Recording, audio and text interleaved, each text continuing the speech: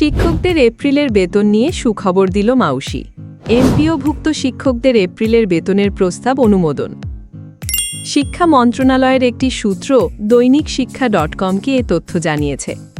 এমপিওভুক্ত শিক্ষক কর্মচারীদের এপ্রিল মাসের বেতনের প্রস্তাব শিক্ষা মন্ত্রণালয় অনুমোদন দিয়েছে। অন্যান্য কার্যক্রম শেষ করে শীঘ্রই বেতন ভাতা ছাড় করা হবে। মোট 3,78,415 জন শিক্ষক কর্মচারী রয়েছেন। এর মধ্যে স্কুলের 3,736 জন ও কলেজের 87,089 জন শিক্ষক কর্মচারী রয়েছেন।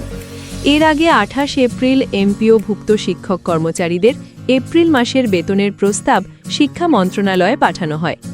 গত 22 এপ্রিল এমপিওভুক্ত শিক্ষক কর্মচারীদের এপ্রিল মাসের এমপিওর টাকা ইএফটিতে পাঠানোর জন্য প্রতিষ্ঠান প্রধানকে বিল সাবমিটের নির্দেশ দেয়া হয়।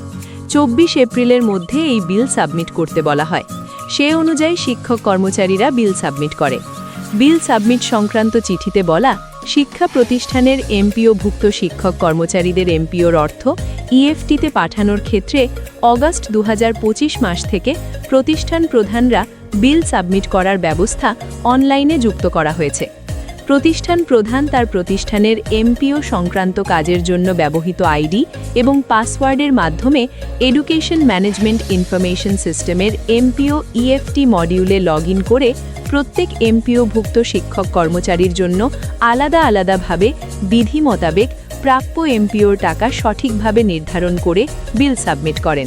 প্রতিষ্ঠান প্রধানের দাখিলকৃত তথ্য অনুসারে এমপিওর অর্থ ইএফটিতে শিক্ষক কর্মচারীদের স্ব ব্যাংক হিসাব নম্বরে পাঠানো হয়।